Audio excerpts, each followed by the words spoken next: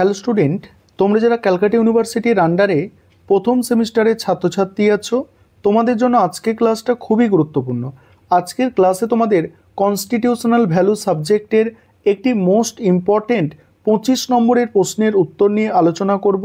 আজকের ক্লাসে যে প্রশ্নটার উত্তর নিয়ে আলোচনা করব, দেখো, ভারতের সাংবিধানিক মূল্যবোধের ক্ষেত্রে সাম্য এবং সৌভ্রাতৃত্বের ধারণা আলোচনা করো। এটি একটি মোস্ট ইম্পর্টেন্ট প্রশ্ন তোমাদের জন্য। তোমরা জানো তোমাদের প্রথম সেমিস্টারে সিভ্যাক কোর্সের মধ্যে দুটো সাবজেক্ট আছে, একটা ইএনভিএস এবং একটি কনস্টিটিউশনাল ভ্যালু, আর এই দুটো সাবজেক্ট প্রত্যেকের জন্য কম্পালসারি। দেখো, আজকে প্রশ্নের উত্তরটা তোমরা দেখে নাও। প্রথমেই তোমাদের একটা ইন্ট্রোডাকশন অর্থাৎ ভূমিকা দিয়ে শুরু করতে হবে। সেখানে কি লিখবে? সাংবিধানিক মূল্যবোধ হলো সেই মৌলিক নীতিমালা ও আদর্শ যা একটি রাষ্ট্রের সংবিধানের ভিত্তি গঠনের জন্য অপরিহার্য। ভারতের সংবিধান একটি আধুনিক গণতান্ত্রিক ও ধর্মনিরপেক্ষ রাষ্ট্র গঠনের সংকল্প তুলে ধরে। এই লক্ষ্যে প্রস্তাবনায় যে চারটি মৌলিক মূল্যবোধ স্থান পেয়েছে তা হলো ন্যায় বিচার, স্বাধীনতা, সাম্য ও সৌভ্রাতৃত্ব।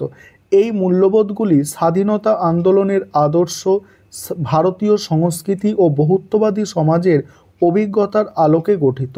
এর মধ্যে সাম্য ও সৌভ্রাতৃত্ব দুটি অত্যন্ত গুরুত্বপূর্ণ উপাদান যা ভারতীয় গণতন্ত্রের ভিত্তি সুদৃঢ় করে। প্রথমেই যেটা আলোচনা করব আমরা, সাম্য।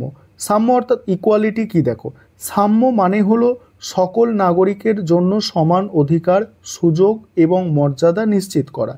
এটি এমন একটি ধারণা যা বৈষম্যের অবসান ঘটিয়ে সমতার পরিবেশ গড়ে তোলে। রাষ্ট্রবিজ্ঞানের পরিভাষায় সাম্য বলতে বোঝায় রাজনৈতিক, সামাজিক ও অর্থনৈতিক ক্ষেত্রে কোনো প্রকার বৈষম্য না থাকা, অর্থাৎ কোনো ভেদাভেদ না থাকা। এটি বিশেষ সুবিধা ও কৃত্রিম প্রাধান্য বর্জনের মাধ্যমে নিশ্চিত হয়। তারপরে কি বলা হচ্ছে? দেখো, ভারতীয় সংবিধানের প্রস্তাবনায় অপরচুনিটি অ্যান্ড স্টেট এর ক্ষেত্রে সাম্য কথা বলা হয়েছে।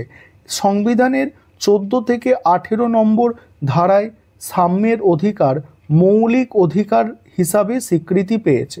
14 নম্বর ধারায় বলা হয়েছে আইনের দৃষ্টিতে সমতা এবং আইনের সমান রক্ষা নিশ্চিত করতে হবে। 15 নম্বর ধারায় জাতি, ধর্ম, বর্ণ, লিঙ্গ, জন্মস্থান ইত্যাদির ভিত্তিতে বৈষম্য নিষিদ্ধ করা হয়েছে। 16 নম্বর ধারায় সরকারি চাকরিতে সমান সুযোগের নিশ্চয়তা দেয়। 17 নম্বর ধারা অস্পৃশ্যতা নিষিদ্ধ করেছে এবং তা একটি শাস্তিযোগ্য অপরাধ হিসাবে গণ্য করেছে। 18 নম্বর ধারায় উপাধির অপব্যবহার রোধ করে কৃত্রিম বিভেদমূলক ধারণাকে প্রতিরোধ করা হয়েছে। তারপরে কি বলা হচ্ছে? দেখো, রাষ্ট্র পরিচালনায় নির্দেশমূলক নীতিসমূহ সাম্যের আদর্শ প্রতিফলিত হয়েছে, অর্থাৎ নির্দেশমূলক যে নীতি সেখানেও সাম্যের আদর্শ প্রতিফলিত হয়েছে। উদাহরণস্বরূপ নারী পুরুষের সমবেতনের কথা বলা হয়েছে 43 নম্বর ধারায়। রাজনৈতিক সাম্যের ক্ষেত্রে সংবিধানের 324 ও 326 নম্বর ধারায় সর্বজনীন প্রাপ্তবয়স্কের ভোটাধিকারের স্বীকৃতি দেওয়া হয়েছে। অধ্যাপক হ্যারাল্ড ল্যাস্কি যথার্থই বলেছেন, ল্যাস্কি স্পেলিংটা একটু ঠিক করবে তোমরা, ল্যাস্কি যথার্থই বলেছেন, যেখানে বিশেষ সুবিধা বিদ্যমান সেখানে স্বাধীনতা কার্যকর হয় না।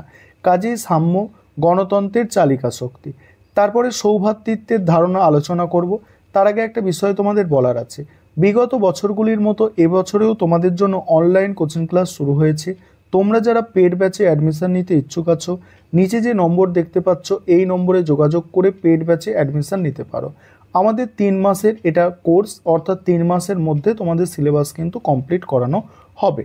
এবার সৌভ্রাতৃত্ব কি বলা হচ্ছে? দেখো, সৌভ্রাতৃত্ব একটি এমন সাংবিধানিক মূল্যবোধ যা জাতির মধ্যে ঐক্য, পারস্পরিক শ্রদ্ধা ও সৌভ্রাতৃত্বপূর্ণ সম্পর্ক গড়ে তোলে। এটি এমন একটি মনোভাব যেখানে নাগরিকরা পরস্পরের সঙ্গে বন্ধুত্বপূর্ণ, সম্মানসূচক ও সহযোগিতাপূর্ণ সম্পর্ক বজায় রাখে। জাতিসংঘের মানবাধিকারের সনদের 1 নম্বর ধারায় বলা হয়েছে, সব মানুষ স্বাধীনভাবে সমান মর্যাদা অধিকার নিয়ে জন্মগ্রহণ করে এবং একে অপরের সঙ্গে ভ্রাতৃত্ববোধের আচরণ করা উচিত। ভারতের মতো একটি বহুভাষিক, বহু ধর্ম, বহু জাতিগত দেশে সৌভ্রাতৃত্ব বোধ গণতন্ত্রের ভিত্তি সুদৃঢ় করে।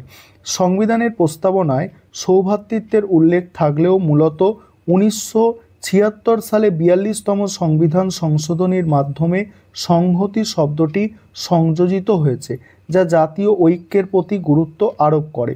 সংবিধানের 1 নম্বর ধারায় ভারতকে রাজ্যসমূহের একটি ইউনিয়ন হিসাবে ঘোষণা করে, যা ঐক্যবদ্ধ পরিচয় গঠনের পথে সহায়ক। একই সাথে অভিন্ন নাগরিকত্বের ব্যবস্থা সৌভ্রাতৃত্বের ধারণাকে বাস্তব রূপ দেয়। ডক্টর দুর্গাদাস বসু বলেছেন, গণতন্ত্র কেবল আইনের মাধ্যমে নয়, জনগণের মধ্যে ভ্রাতৃত্ববোধ বিস্তারের মাধ্যমে কার্যকর হয়। তার মতে সকল নাগরিক যদি নিজেকে এই দেশের অভিন্ন সন্তান বলে মনে না করেন, তাহলে গণতন্ত্রের ভিত্তি দুর্বল হয়ে পড়বে। 4র্থ অধ্যায়ে রাষ্ট্র পরিচালনার নির্দেশমূলক নীতির 51 নম্বর ধারায় আন্তর্জাতিক সৌভ্রাতৃত্ব, শান্তি ও ন্যায়ভিত্তিক সম্পর্ক বজায় রাখার নির্দেশ দেওয়া হয়েছে। এতে শুধু ভারতের অভ্যন্তরীণ নয়, আন্তর্জাতিক পর্যায়েও সৌভ্রাতৃত্বের ধারণাকে সমর্থন করে। উপসংহারে কি বলা হচ্ছে? সাম্য এবং সৌভ্রাতৃত্ব ভারতের সাংবিধানিক কাঠামোর ভিত্তি। একটি প্রকৃত গণতন্ত্রের প্রত্যেক নাগরিক সমান অধিকার এবং পারস্পরিক শ্রদ্ধাবোধ ছাড়া রাষ্ট্রের ঐক্য ও সংহতি অগ্রগতি সম্ভব নয়। তাই ভারতের সংবিধান শুধু আইনগত কাঠামো নয়, এটি একটি নৈতিক ও সামাজিক দলিল, যা নাগরিকদের মধ্যে সাম্য, সৌভ্রাতৃত্বের আদর্শ প্রতিষ্ঠার মাধ্যমে এক ভারত শ্রেষ্ঠ ভারত এর স্বপ্ন পূরণের পথ দেখায়। এই ছিল তোমাদের একটি গুরুত্বপূর্ণ মোস্ট ইম্পর্টেন্ট 25 নম্বরের প্রশ্নের উত্তর।